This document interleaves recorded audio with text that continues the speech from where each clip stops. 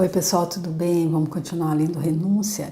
Esse livro é do Chico Xavier, ditado pelo Emmanuel, faz parte daquela série Romance de Emmanuel, em que eu acredito que seja assim.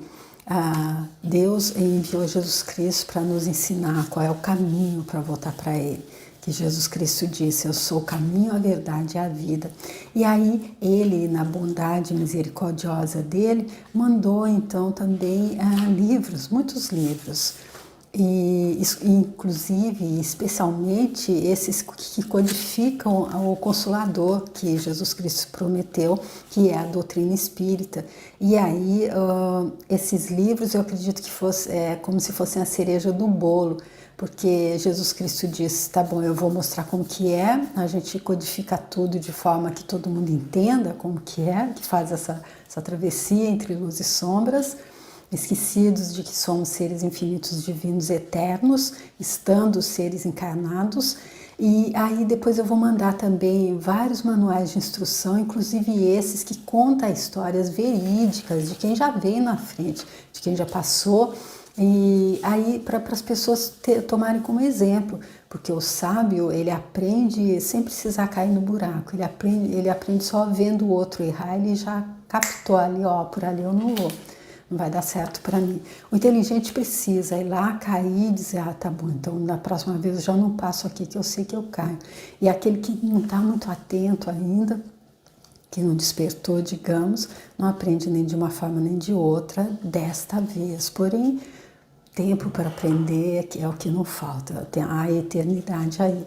Então, esse livro, ele traz a história da Alcione, que eu acredito ser a personagem da Célia do livro 50 anos depois, e todos os personagens que já apareceram aqui faziam parte daquele núcleo ali que a gente viu nos 50 anos depois, a mãe da Célia, o pai da Célia, e aquela que foi o algoz de toda a família, que era a Cláudia Sabina, que agora aparece como a Susana. E estão todos nesses capítulos anteriores, vocês vão encontrar a Madalena, que foi a Alba Lucínia, o Cirilo, que foi o Ovídio Lúcius, a Susana, como eu já disse, Cláudia Sabina, e o professor Jacques Davenport, que foi o pai do Ovídio, ali que era o Quinésio Lúcius. Há também a mãe da Madalena, que foi a Júlia Spinter, que agora é a Dona Margarida, e o pai dela também, que agora é o Dom Inácio, ele foi naquela ocasião também, agora me faltou aqui o nome do pai dela, mas vai aparecer, mas de qualquer forma eu deixo aqui o livro 50 anos depois, que eu fiz toda a série com ele, deixo a playlist aqui, se você se interessar, se você quiser ver, vai te ajudar muito na compreensão desse também. Então, nós estamos aqui no quarto capítulo, nós iniciamos hoje o quarto capítulo, e o terceiro capítulo, que foi A Caminho da América, aconteceu muita coisa, aconteceu todo aquele encontro do Cirilo e a Madalena, o encontro dele também ali, ele foi se encontrar, a primeira vez que ele foi à casa dos pais da Madalena, ele encontrou ali o Antero, que era que era o Lólio Úrbico, que era o governador ali no 50 anos depois, apaixonado pela Alba Lucínia, que desta feita é primo da Madalena, que era a Alba Lucínia, mas que também continua apaixonado por ela. Mesmo caso da Susana, que veio prima do Cirilo dessa vez, mas continua apaixonada por ele. Então nós vimos que esse encontro ali dos dois, o casamento que aconteceu dos dois, avivou muita raiva no coração desses dois, da Susana e do Antero. E ambos juraram vingança, juraram que não deixarão passar, eles têm uma paixão doentia, cada um por um deles, a Susana pelo Cirilo, e o Antero pela Madalena, e eles não abrem mão, não é porque eles se casaram que eles vão tá seguindo outro caminho, tá abrindo mão. A Madalena disse, a Susana disse nesse capítulo anterior que poderia ser até uma questão de um crime ou de uma morte, mas ela não abriria a mão da posse do Cirilo. Tamanha é a doença que ela tem com relação a ele, uma paixão doentia, como o Emmanuel já mostrou, como era a mesma que aconteceu em 50 anos depois. E aí nós vimos no livro anterior, então, que chegou ali o dia da partida deles da família do Cirilo, depois que a Susana conseguiu fazer isso na mesma artimanha que ela usou no livro anterior, para afastar fisicamente, levar o Cirilo geograficamente para longe, ou seja, ele foi com os pais, acompanhando os pais dele para a Terra Nova, em busca da Terra Nova nos Estados Unidos.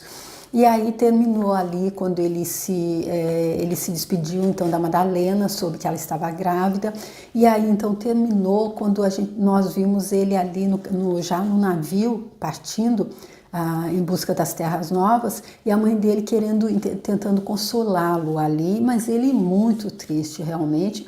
E aí terminou dessa forma, a mãe dele dizendo para ele: Deus sabe, meu filho, que é por seu amor que enfrentamos os abismos oceânicos. E aí o Cirilo não conseguia suportar por mais tempo as ondas de dor que se lhe represavam no peito.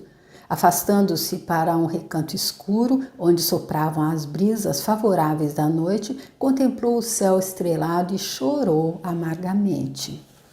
Ele estava partindo então para longe da mulher amada, que agora estava grávida. Eles estavam recém-casados, porque ele não viu outra condição. Ele foi colocado ali entre a cruz e a espada, tinha que ajudar os pais dele, já que os irmãos dele eram ainda, o mais velho só tinha acabado de completar 18 anos, eles precisavam de homens fortes, sadios, para ajudar na travessia. E aí então ele acabou tendo que deixar a Susana, que não podia se afastar da casa dela por causa da doença da mãe dela. A Dona Margarida está muito adoentada, está vivendo os últimos dias dela. E então ali naquele momento ele não conseguiu, ele realmente teve aquela explosão e chorou amargamente por tudo isso, e porque eu acredito que intimamente ele entendia que ia demorar muito para que ele pudesse realmente viver uma vida feliz ao lado da amada dele, ao lado da Madalena. Mas vamos continuar então aqui com o quarto capítulo, que é intitulado A Varíola. E para isso eu peço que Jesus Cristo possa me inspirar, possa me abençoar, possa permitir que eu faça essa leitura e que eu possa fazê-la da forma mais... que traga mais fluidez, que seja da forma mais de fácil compreensão, e que os comentários também sejam pertinentes, que sejam para ajudar, se é possível, na compreensão, já que é um livro riquíssimo, com muitos detalhes históricos, culturais e sociais ali da época. Então, quando tem um monte de coisa que eu não sabia, Chico Xavier ali escrevendo isso em 1942, sem Google, sem nada, e muitas coisas aqui eu tenho que buscar no Google, por isso que eu trago para vocês. E tem também aquele comentário que eu faço, porque sempre que eu leio um livro eu fico comentando para mim mesmo, já que eu estou lendo aqui, então eu comento para você, mas eu vou lendo tudo exatamente como está, porque você pode completamente ignorar meus comentários e fazer a sua própria interpretação. O importante é sentir esse livro, como o Emmanuel disse, não é uma obra de ficção. Emmanuel disse, é uma obra que traz a realidade, é uma novela verídica, aconteceu, não tem como imaginar que não. Só as pessoas que ainda não entendem, ainda não acreditam em reencarnação, mas todos que estão aqui com certeza acreditam. Aí então eu vou continuar pedindo, então, agradecendo muito a Chico Xavier e Emmanuel, e pedindo a Deus que nos abençoe a todos, você que está assistindo e eu que estou fazendo, tá bom? Muito obrigada. Então, começando lá. Regressando à França, Susana demorou-se em Paris 2 semanas, preenchidas com pequenas excursões e passeios ociosos. Podia notar-se agora certa mudança de atitudes, tanto que se aproximou da casa de Madalena a pretexto de lhe ser útil de alguma sorte nos dias aziagos, que quer dizer dias em que parece que vai estar assim pairando no ar que vai acontecer alguma calamidade, da enfermidade da mãe dela. A esposa de Cirilo, enfrentando heroicamente as dificuldades da situação, recebeu a visita com afeto e reconhecimento.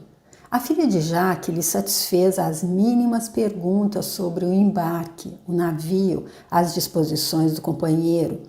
Susana tinha uma resposta pronta a cada pergunta em sua afabilidade artificiosa. A nota mais interessante, contudo, é que Antero de Oviedo, incumbido de trabalhar algum tempo em Paris, na transferência de importantes documentos para Versailles, aproximou-se da moça de Blois de maneira surpreendente.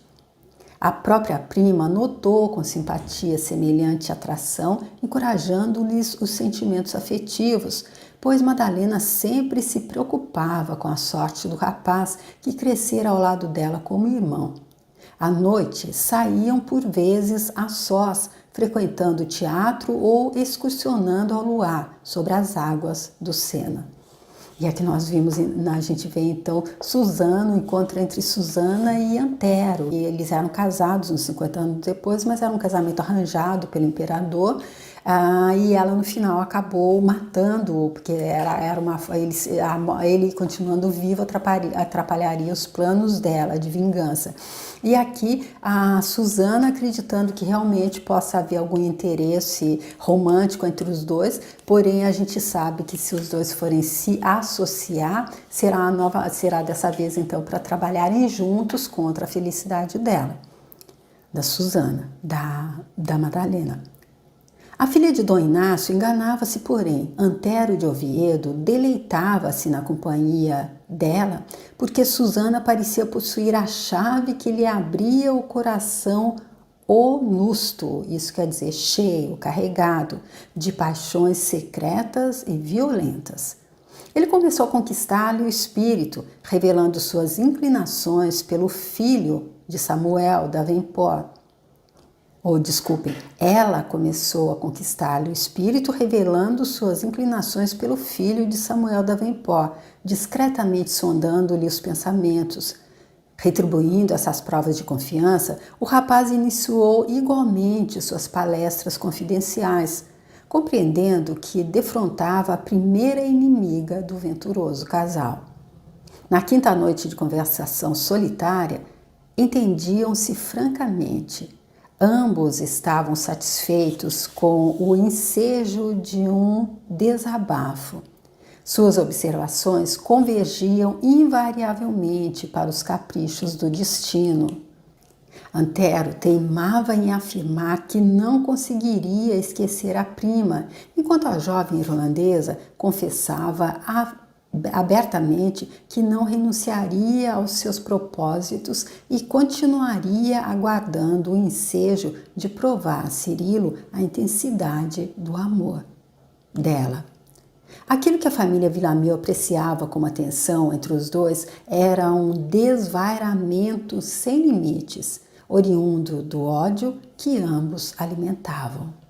Ou seja, então, aqui a Susana até incentivando, porque ela acreditava que eles estavam se atraindo, estavam se sentindo atraídos romanticamente um pelo outro. Então, já que o Antero, ela sabia que era apaixonado por ela, ela gostaria de vê-lo com uma outra pessoa. E aí ela pensou, olha que oportunidade, aí que ele então fique com a Susana. Porém, como o Emmanuel diz aqui, isso que a família então pensava que era apreciava como afeição entre os dois era um desvairamento, ou seja, uma loucura ali mútua dos dois. Ambos são completamente e doentiamente apaixonados pelos primos. E dessa vez eles vieram primos, a Susana, a prima do Cirilo, e o Antero também, primo da Madalena, e ele que foi criado mesmo como irmão dela, foi adotado pela mãe dela, pelos pais dela e criado ali como irmão, cresceram juntos para ver se então eles podiam estar sublimando esse amor que eles tinham, essa paixão que eles tinham pela pessoa, pelo outro, eles que eu digo, a Susana e o Antero. E não aconteceu, eles não conseguiram fazer isso então, apesar de terem laços agora, de terem crescido juntos, de serem de alguma forma ligados com parentesco. Afinal, Susana regressou a Blois, deixando na casa de Santo Honorato alegres e confortadoras impressões sobre o futuro do sobrinho de Dom Inácio. Ao despedir-se, Madalena abraçou-a, confiante, e lhe pediu rogasse a Deus pela paz e saúde de Cirilo na América. Enviou ainda, pelo intermédio dela, breve mensagem a Jacques d'Avenport, lembrando-lhe que teria imenso consolo e justo prazer com a visita dele à Dona Margarida, a quem parecia restar poucas semanas de vida, concluindo com votos afetuosos e protestos de nímia ou de que quer dizer demasiado excesso de dedicação e desvelado carinho. 2 meses decorridos sobre a partida de Cirilo e a vida da casa dos Villamil seguia monótona e repassada de expectativas amargurosas. Antero sentia-se quase feliz, achando-se como dantes, na qualidade de único rapaz a conviver com Madalena sob o mesmo teto, entre as vibrações fraternais do ambiente doméstico. Horas a fio, mirava-lhe o semblante que a dor espiritualizava. Seguia-lhe o movimento das mãos como se atendesse à determinação de poderoso imã. Experimentava imensos desvelos pela prima e, no entanto, não se furtava ao ciúme violento, à paixão rude que o torturava de rijo, desde o dia em que ela se lhe escapara dos braços esperançosos. Alimentava o secreto desejo de que Cirilo se perdesse para sempre nos caminhos desconhecidos das terras inexploradas, a fim de conquistá-la devagarinho, entre amarguras, tormentos, dificuldades. Confiava em que o rival não tornaria a Europa e que a prima, fatigada na luta, se lhe rendesse aos caprichos, aceitando-lhe o amparo, mais tarde ou mais cedo, nas reviravoltas do destino. Ou seja, para o Antero a situação ficou agora bem favorável, porque ele afastou com a Susana, com a ajuda da Susana, ele afastou Cirilo então de casa, e agora ele, ao contrário do que acontecia nos 50 anos depois, ele mora na mesma casa, porque ele é o primo que foi criado como irmão ali. Então ele se vê ali ainda com muitas esperanças de que o Cirilo não volte, e a Madalena então acaba sucumbindo aos apelos dele. Atendendo a tais desígnios, depois de procurado certo dia por um dos credores mais exigentes de Dom Inácio, recordou a soma que o marido de Madalena confiara ao fidalgo e recomendou-lhe consultasse o devedor em sua própria casa quanto às possibilidades do pagamento.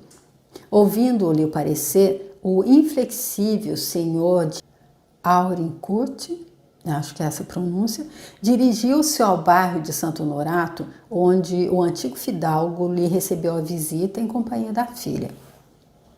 Sem mais preâmbulos, o credor atacou diretamente o assunto em presença da jovem senhora, acrescentando com alguma aspereza: como o senhor não ignora, seu título vencido há muitos meses tem-me esgotado a paciência.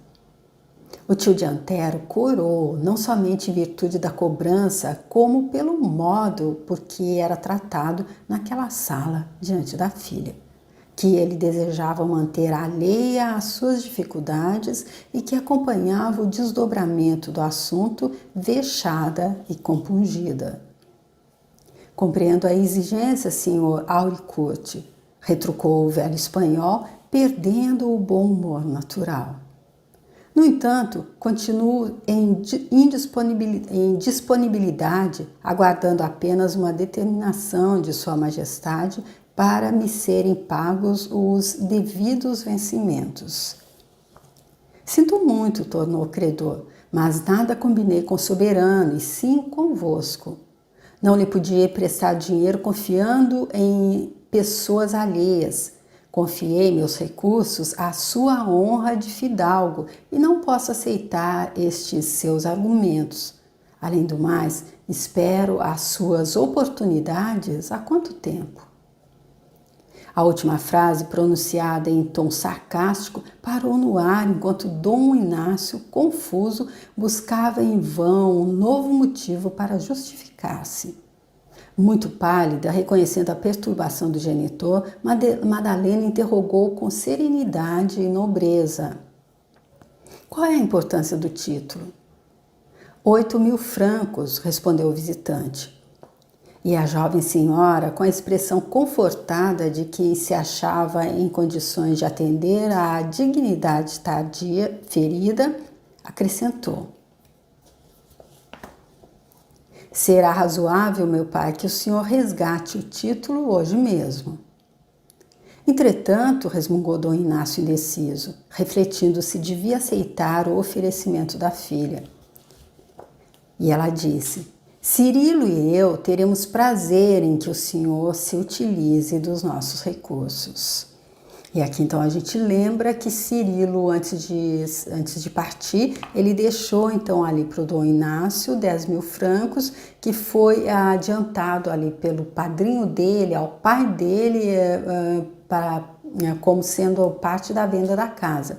Eles não venderam a casa ainda, mas o padrinho adiantou o dinheiro, porque a parte da venda da casa deles lá na Irlanda, então seria para o Cirilo. E foi esse dinheiro que ele deixou então para ajudar nas despesas, enquanto ele não estaria ali trabalhando para oferecer a parte dele de ajuda na casa. E aí o Antero, sabendo que havia esse dinheiro, já enviou ali um credor, porque nós vimos ali nas páginas anteriores, nos vídeos anteriores, que quando eles foram anunciar a ele que a Madalena se casaria com Cirilo, aí ele teve uma discussão bem ali acirrada com o tio dele, com o Dom Inácio, e disse a ele que ele lhe devia dinheiro, e aí ele não iria cobrar o que ele devia diretamente a ele, mas ele não iria facilitar a vida dele junto aos outros credores, e é o que ele começou a fazer agora. Dom Inácio, que sempre encontrava um dito chistoso ou divertido no seu proverbial bom humor para enfrentar as situações mais difíceis, não sabia como dissimular a inquietação do sentimento paternal, mas ante as palavras resolutas da filha e observando o cúpido olhar do credor, demandou o interior doméstico, extremamente desapontado, e trouxe a quantia, recebendo o título de mãos trêmulas depois de lançar à filha um olhar de sincero reconhecimento. Ao fim de 4 meses após a partida de Cirilo, a situação doméstica era das mais penosas. Cresciam as obrigações forçadas dos aluguéis do velho prédio, as despesas com os lacaios e 2 servas, os dispêndios com o tratamento da enferma, as inadiáveis aquisições de gêneros e utilidades domésticas. Não obstante o auxílio de Antero, o quadro íntimo era formado de amargas apreensões. A saúde de Dona Margarida ia de mal a pior, impondo à filha profundos desgostos, dolorosas vigílias. Certa vez em que mãe e filha comentavam as aperturas do lar, Dona Margarida lembrou 2 velhas amigas da infância em ótima situação financeira. Eram as senhoras Josefina Foucault de Fougères e a Alexandrina de Saint-Médard, que lhe haviam sido companheiras de meninice nos dias luminosos do pretérito em Toulouse. Quem sabe estariam dispostas a auxiliá-las com o empréstimo de algumas centenas de francos. Essa ideia acendeu muitas esperanças no cérebro cansado da enferma.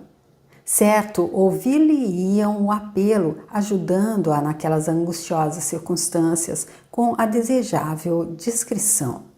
Madalena ouviu as sugestões da genitora, que lhe pediu as procurasse em particular, consultando-as em nome dela para que fossem atendidas às necessidades mais urgentes. A esposa de Cirilo, no íntimo, revoltava-se contra os propósitos maternais. Todavia, como proceder ante a insistência da enferma querida, de cuja ternura sempre havia recebido os mais doces carinhos? Dona Margarida não desejava importunar o sobrinho em coisas mínimas e supunha que o expediente seria bem sucedido. Madalena não podia desatender aos desejos afetuosos dela.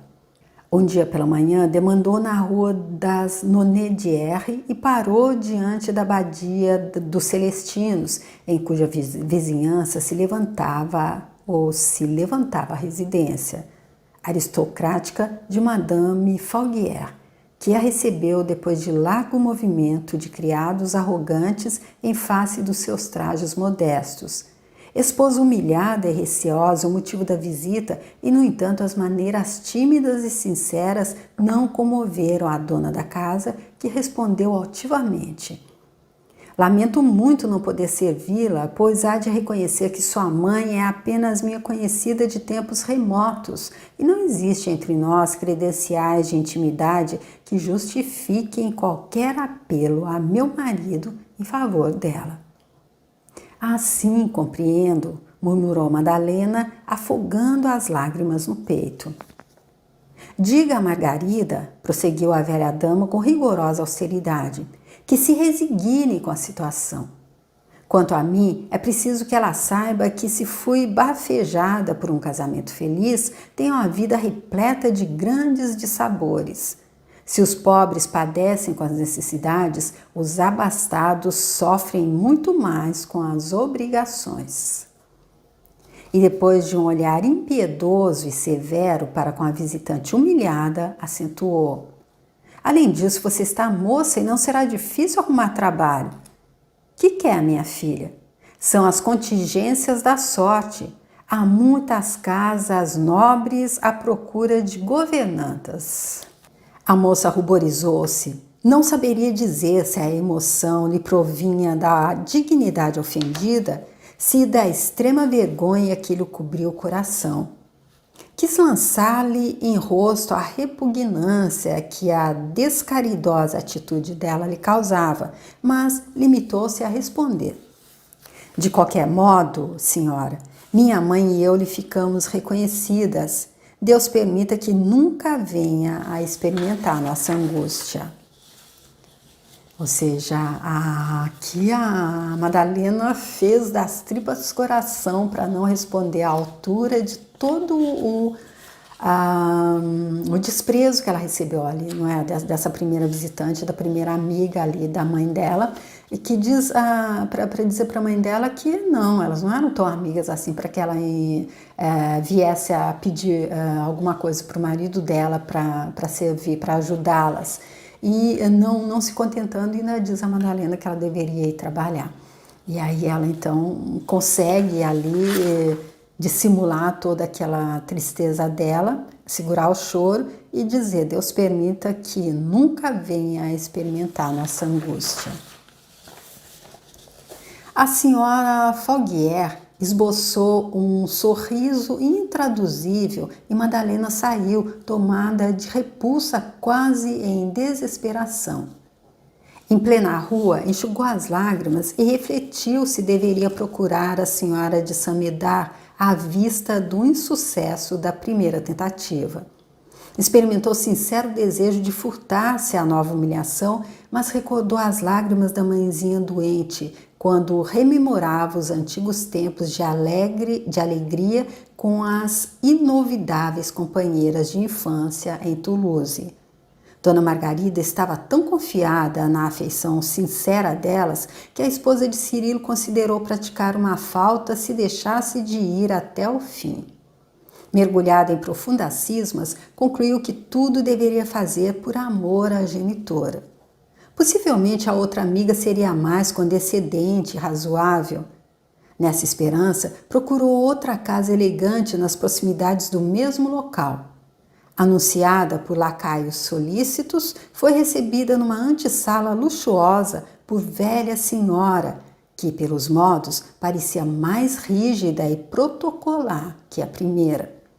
Só então a filha de Dom Inácio pressentiu que a experiência ali talvez lhe fosse mais dolorosa. A segunda experiência que ela pensou, não, por amor à minha mãe eu vou. Não. Ela pensou primeiro em desistir depois da primeira visita, mas resolveu ir agora. Quando ela chega, só de olhar, antes que a mulher diga qualquer coisa, ela já pressentiu que vai ser mais dolorosa ainda. Vamos ver.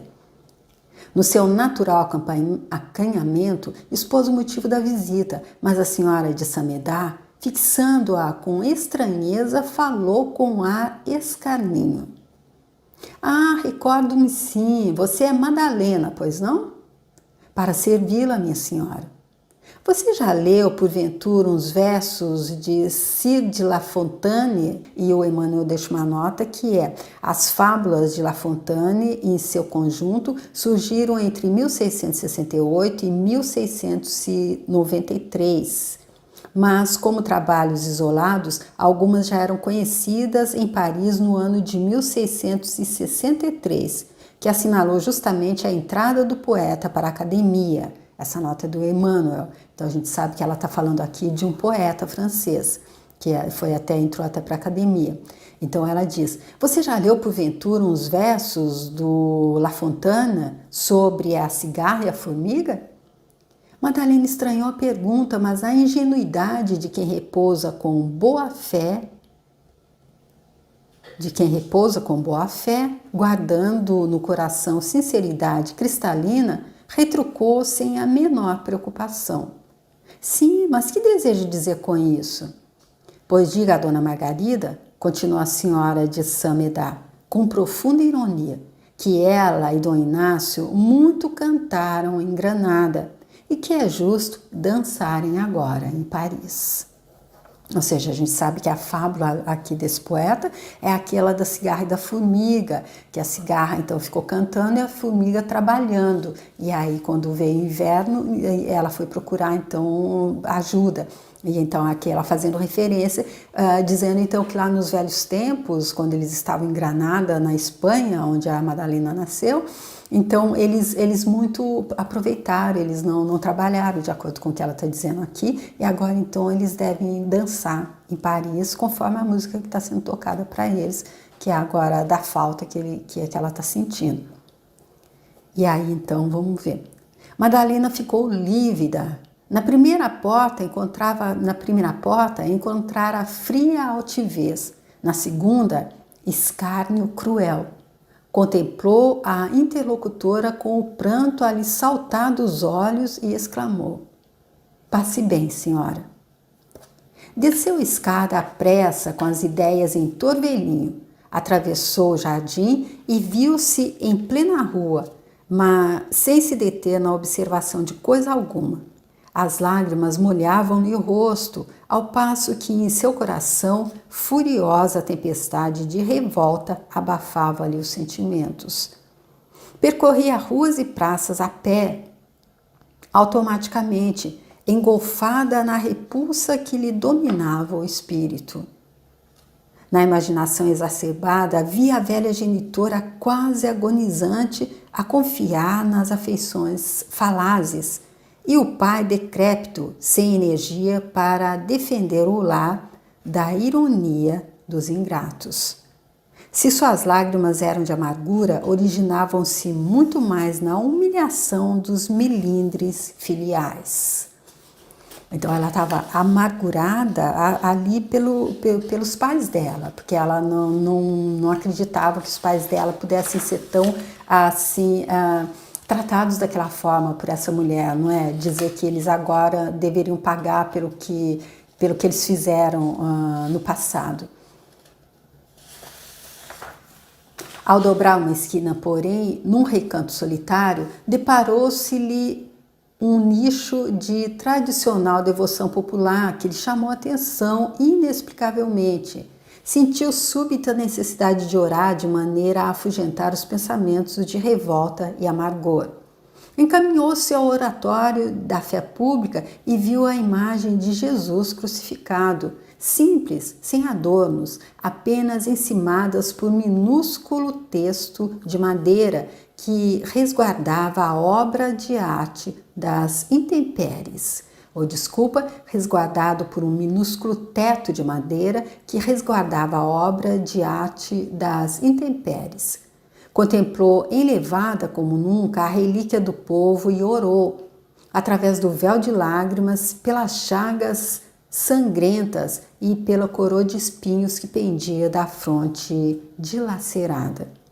Como simples criatura anônima, ajoelhou-se no pó da via pública, invocando a proteção do Cordeiro de Deus que tira o pecado do mundo.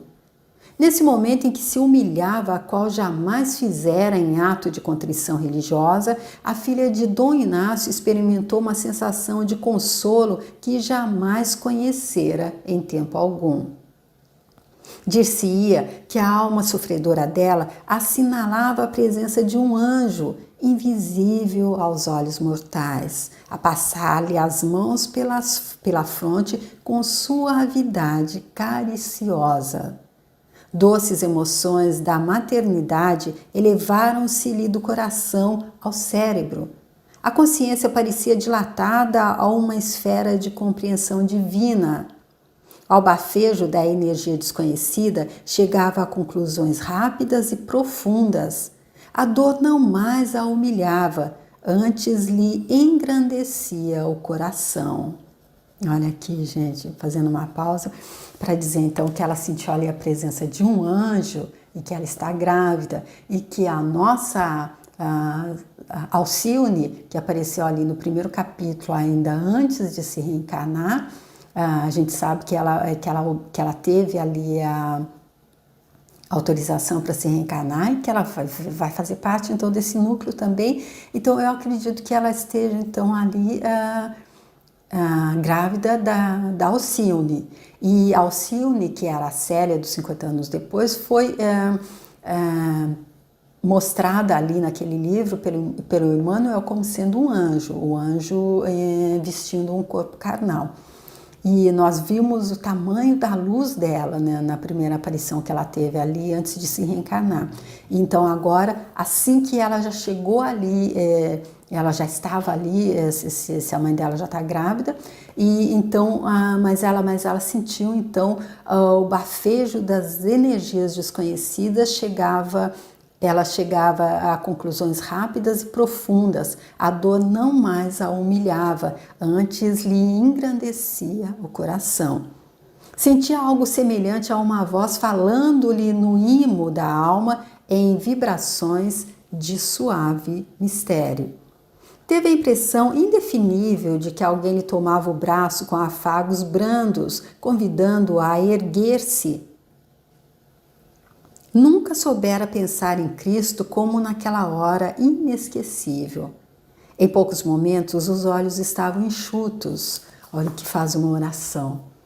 Ela estava ali já com esse anjo, trazia o anjo nela mesma, mas foi depois que ela se ajoelhou e fez uma oração a Jesus Cristo que ela conseguiu sentir a presença dele ali.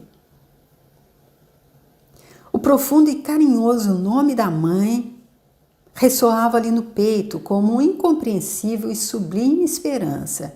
Quem era o homem da terra e quem era Jesus? Essa pergunta que se lhe apoderara da mente,